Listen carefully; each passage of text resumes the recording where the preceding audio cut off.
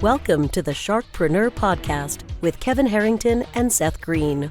Kevin Harrington is the inventor of the infomercial, one of the original sharks from the hit TV show Shark Tank, and has generated over $5 billion in TV and digital direct response sales.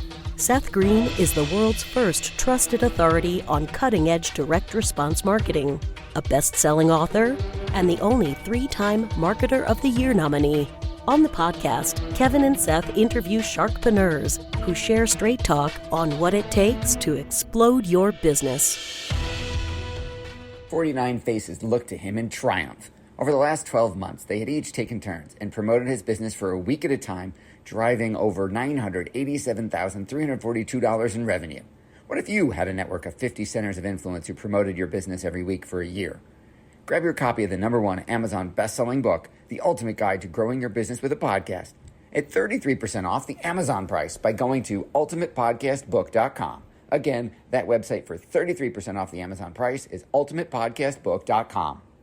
Welcome to the podcast. This is your host, Seth Greene. Today, I have the good fortune to be interviewing Chirag, an emergency medical physician turned syndicator and investor educator known as the physician's fiduciary.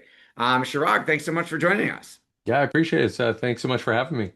Our pleasure. So let's go back in time. You were in emergency medicine, high status, high income. How did that translate into, how was that translated into what you're doing now? Yeah, I think, emergency medicine's great. I think it's a obviously high risk, high reward sort of environment, and you never know kind of what's coming in the door. And it's always been just a really great place to work. And I've enjoyed it.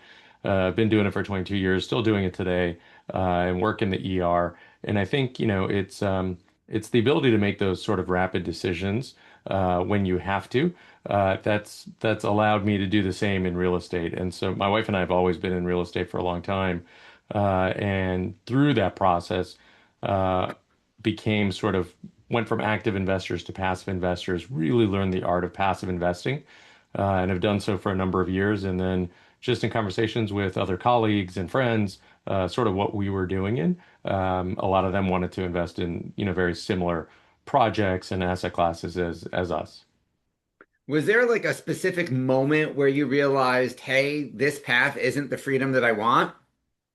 Yeah, I think it's great. I think and to your point earlier, it is a high-paying job, and it is, it is rewarding in that sense that you're sort of able to afford the things that you want in life and, do things for your family. But you're trading dollars for hours. At the end of the day, the more you work, the more you make. And it's you working for your money, and it's not your money working for you. And so, really coming to a point where I said, this is great. We have enough. We have nothing to want for, if you will, but outside of time, right? To get our time freedom back and maybe not have to work as hard for the compensation. That got me really thinking about passive opportunities and ways to allow my money to do what I'm doing at work, but sort of on its own. I love that. What beliefs did you have to break to kind of change that mindset? Yeah, I think just what we're taught is to be a good little doctor and, save for retirement and max out your retirement plans as you can and do your backdoor Roth IRAs and contribute to 529 for those of us that have children. And I'm slowly realizing that we can do a lot more with pre-tax dollars than we'll ever be able to do with post-tax dollars. And the ability to grow within sort of the market, within kind of locked in retirement vehicles, if you will, the so-called golden handcuffs, really limits our ability to grow in a way that intelligently we could do much better sort of outside of typical traditional markets. Absolutely. So what does it mean to be a physician fiduciary? Yeah, it just means that, I've loved this. I've done a number of sort of courses. I've done a number of masterminds and never call yourself an expert, but I feel like I know a significant amount of information and detail about these various offerings now where we go in, we do a tremendous amount of due diligence. Any project that we go into, there's another 15 to 20 that we didn't. And so we select them very carefully. You never know which ones are going to do well or not, but to go into it with a mindset of we've tried to risk stratify as much as possible, and really the upside is great, whatever it ends up being, but really we try to mitigate the downside.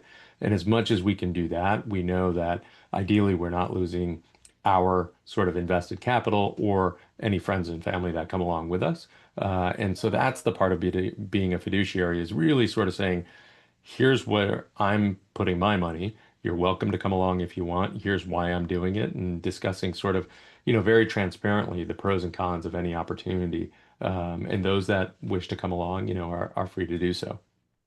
If someone handed you a deal today, if it came across your desk, what are the top three things you'd look at? So I think for me, the top three things are the jockey, right? Who is giving me the deal? Who's sort of driving the operations? What does their expertise look like in their track record? How have they done previously?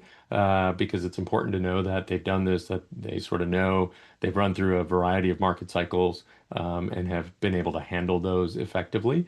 And then their level of transparency, their communication with LPs and investors. We always interview investors, of anyone that we work with, just to get an idea of what communications are like, how frequent, are they getting their questions answered? Because if there's any hint of a lack of transparency, that's somebody we can't work with.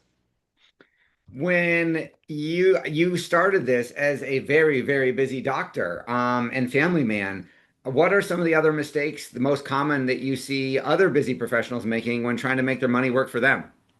Yeah, I think everyone sells you sort of a shiny, package and a deal deck and a one pager, and they're very flashy and the numbers look amazing.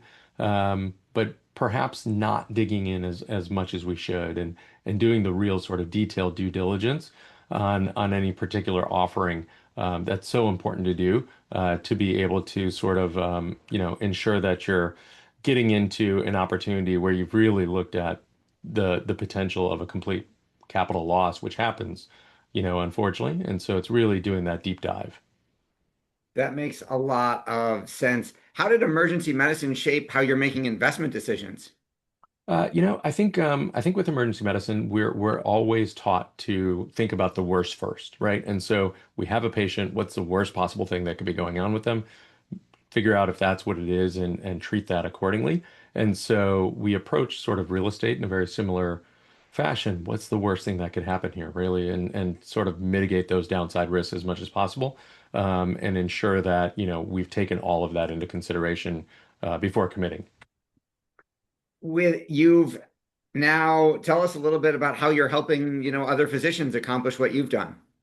Yeah, I think really through just the art of education, and sort of being open, and being on podcasts such as yours, and talking about kind of these opportunities. I think people hear about them.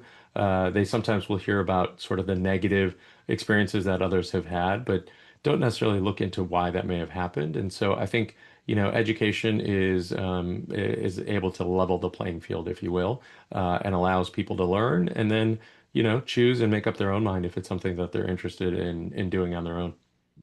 That makes a lot of sense. You've helped so many. What's your biggest challenge now? Honestly, I think it's figuring out what I want to be when I grow up. And it's I enjoy everything. I enjoy medicine. I love the practice of medicine. I do informatics and quality at my hospital, still clinical in the ER, and I love real estate. And it's sort of a really tight balance to figure out. I want to continue doing both, and both are equally important to me. But that does take a considerable amount of time. So I think it's figuring out sort of where my zone of genius lies, and where I really want to sort of focus my efforts. Your passion is obvious. What do you like best about what you're doing? Really, I think both are the ability to help people, right? I think when it comes to medicine, you're helping patients and those that come to seek care, and I truly love doing that. But I also love helping my fellow physician and colleagues, and their ability to sort of, I no longer have to go to work, right? I choose to go to work, and the way I present myself and to my patients, because I want to be there as opposed to having to be there, is very different. And being able to offer that to other colleagues, where they then choose to be there, I think their care delivery changes. I think their humanness, if you will, when it comes to patients, and their empathy, does change because you are now electing to be there for a very different reason than perhaps having to be there entails. So being able to offer that, I think, is tremendous. Are we allowed to ask how many physicians you've had the good fortune to help? Yeah, so far we've had, I'd have to look at the last counts, but somewhere in the ballpark of 250 to 300 other physicians that we've helped sort of, you know, get into alternative markets, if you will. That's amazing. And how many deals does that cover? So that's a total of 12 deals now. Good for you. For our folks watching or listening, where is the best place for them to go to learn more? So thesyndicationdoctor.com is my website. Thesyndicationdoctor@gmail.com is my email, if that's easier for folks. All right. Well, we greatly appreciate your time. We know it's been incredibly valuable. This is Seth Greene with Chirag from the Physicians Fiduciary. Chirag, thanks again for joining us. Seth, thank you so much for having me. Really appreciate our conversation. All right. Everybody go check out the Syndication Doctor. Chirag, thanks again. Thank you all for watching or listening. We'll talk to you or see you next time. Why do so many businesses struggle while others seem to explode overnight? Do you wish you had the secret to this type of exponential growth? Now, I've scaled more than 20 businesses to over $100 million, and it's not just luck. In my new book with Mark Tim, Mentor to Millions, you'll learn the repeatable framework I use in all my business ventures for massive success. Order at kevinmentor.com and get over $1,000 in bonuses. Head to kevinmentor.com.